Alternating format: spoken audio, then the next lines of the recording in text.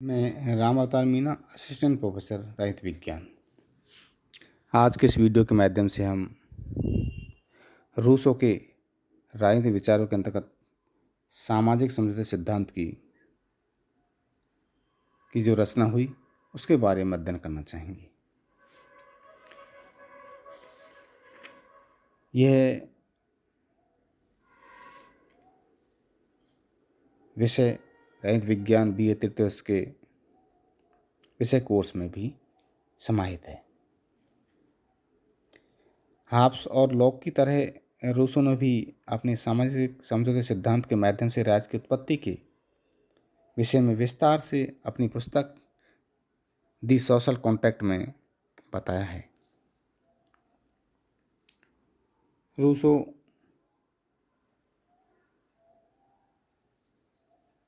एक सामाजिक समझौते सिद्धांत का प्रतिपादन किया जो राज्य की उत्पत्ति के बारे में हमें बताता है।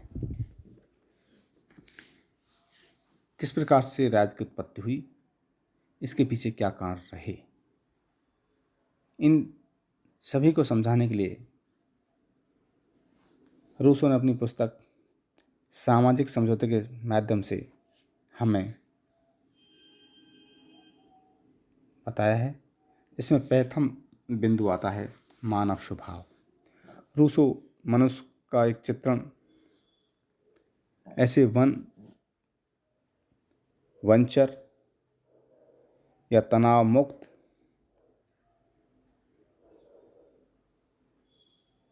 चेतन युक्त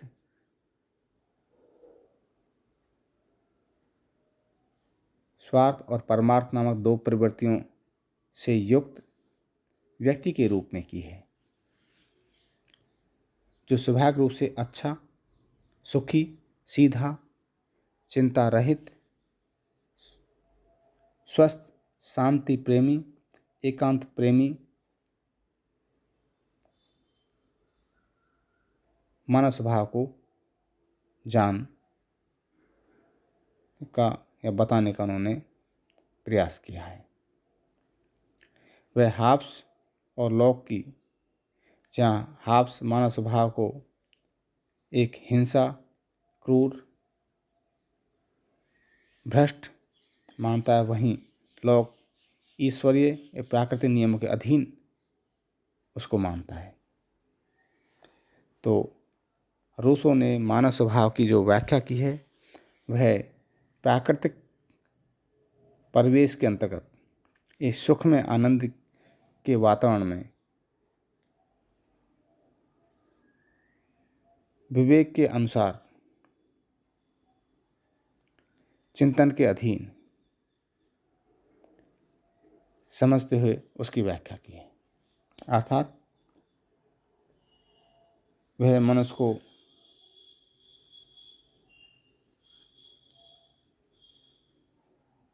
हाब्स और लॉक दोनों के मध्य रखते हुए समझाने का प्रयास करता है।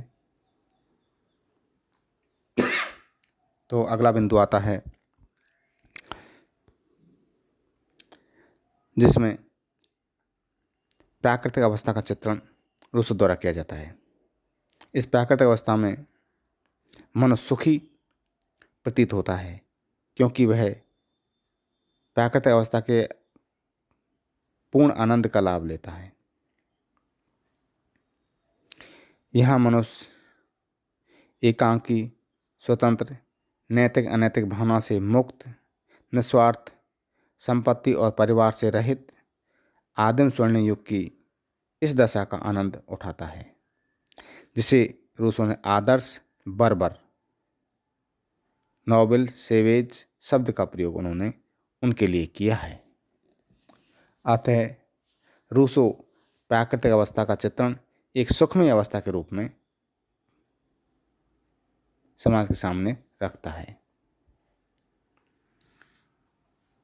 तो अगला तीसरा बिंदु आता है समझौते के कारण क्या रहे, समझौता क्यों किया।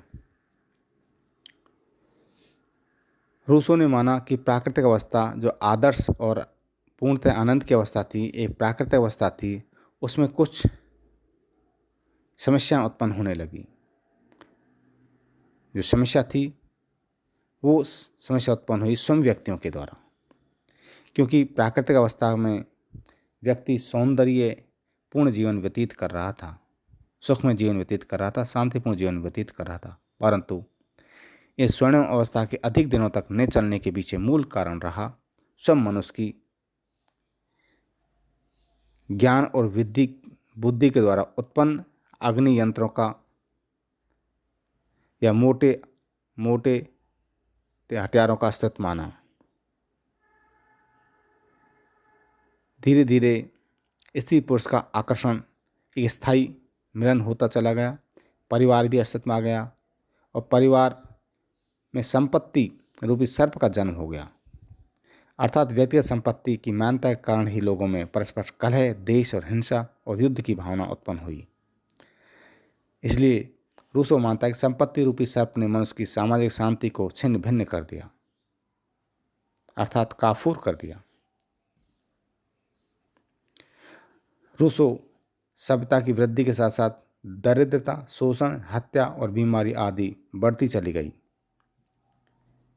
इसलिए मनुष्यों ने आपस में समझौते के लिए प्रयास किया ताकि प्राकृतिक अवस्था की ओर लौटा जा सके। इसलिए रूसो कहता है कि प्रकृति की ओर लौटो, बैक टू नेचर, जिससे हमारा अज्ञान, हमारा भोलापन, हमारी वह सुखमय अवस्था, हमारी वह स्वतंत्रता पुनः प्राप्त हो सके। अतः सभी ने मिलकर के आपस में सहयोग के माध्यम से समझौते के द्वारा राज्य के निर्माण की रूपरेखा रखी। अगला बिंदु आता है सामाजिक समझौते के कारण क्या थे या राज्य का स्वरूप क्या था। यह बिंदु आता है कि युद्ध और संघर्ष के वातावरण का अंत करने के लिए रूसों द्वारा एक समझौते की कल्पना की गई। यहाँ सभी व्यक्ति एक स्थान पर एकत्रित होते हैं और उनके द्वारा संपूर्ण अधिकारों का त्याग कर दिया जाता है, किंतु यह अधिकारों का त्याग किसी व्यक्ति विशेष के लिए नहीं, संपूर्ण समाज के लिए किया जाता है। रूसों के अनुसार मनुष्यों ने आपस में एक समझौता किया।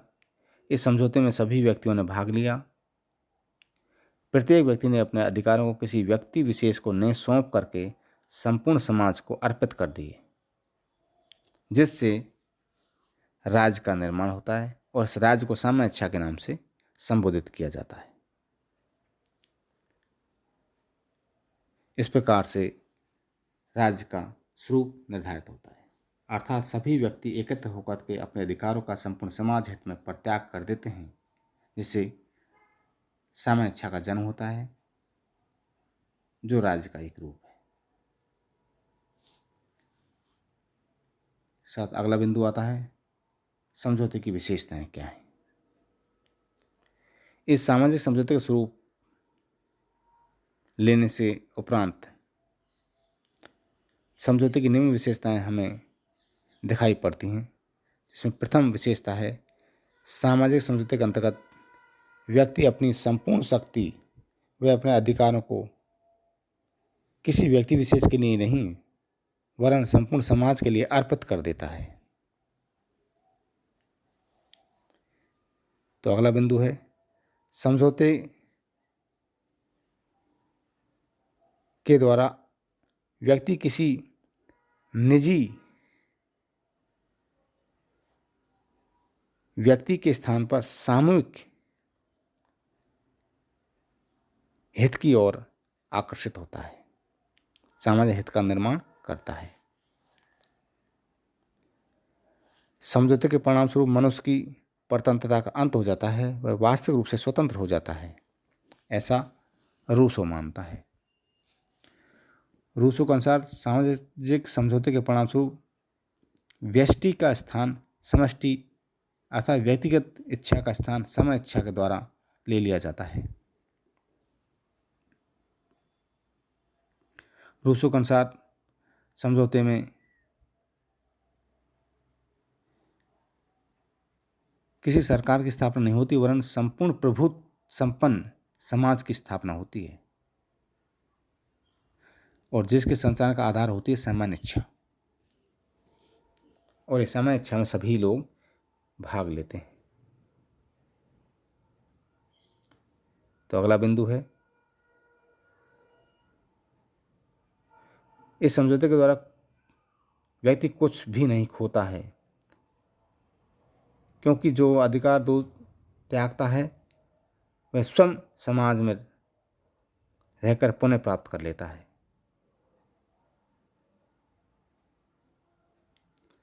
तो अगला बिंदु आता है, यह समझौता निरंतर चलने वाली एक प्रक्रिया है जिसका संचालन सामान्य इच्छा के माध्यम से होता है, जो लगातार गतिशील बनी रहती है।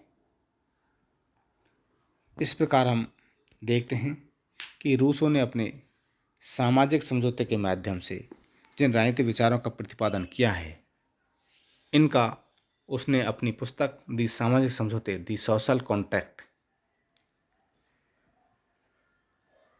के माध्यम से अपने विचारों को प्रस्तुत किया है, जिसके आधार पर उन्होंने राज्य की रचना की और देवी सिद्धांत की आलोचना की और लोकतांत्रिक संप्रभु सरकार की ओर अग्रसर हुए। इस प्रकार हम देखते हैं कि रूसो अपने राजनीतिक विचारों के माध्यम से सामाजिक समझौते सिद्धांत के तहत राज्य की उत्पत्ति का सिद्धांत प्रस्तुत करता है, जहां वो मानव स्वभाव, प्राकृतिक अवस्था, समझौते के कारण या राज्य का स्वरूप क्या है, समझौते की विशेषताएं क्या हैं, इनके ऊपर विस्तार से चर्चा करते हुए अपने राजनीतिक विचारों को प्रस्तुत करते हैं। धन्यवाद।